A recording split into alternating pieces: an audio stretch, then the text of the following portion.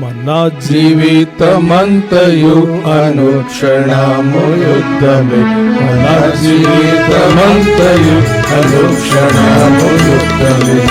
ఇది సిలువ మార్గము, మహిమ రాజ్యముందను. ఇది సిలువ మార్గము, మహిమ రాజ్యముందను. ఎడారిలో ప్రవాహములు, నాతో ఎలాగు పోరాడుదువో చూపుము.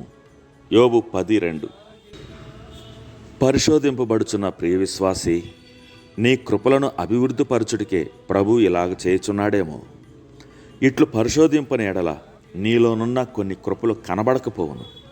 నీ విశ్వాసము శీతాకాల వాతావరణముల కంటే వేసవికాల వాతావరణములు మరింత బాగుండునని నీకు తెలియనా? ప్రేమ తరచుగా మెరుగుడు పువ్వు వలె చీకటిలోనే మినుకు మినుకు మనుచు ప్రకాశించును. నిరీక్షణ ఒక నక్షత్రం వలె నుండి అభివృద్ధిలో కాక వ్యతిరేకతలోనే మెరయిచూ ఉండును. శ్రమలు దేవుని బిడ్డల ఆభరణముల వంటివి, అవి మడిచి ఉంచబడను.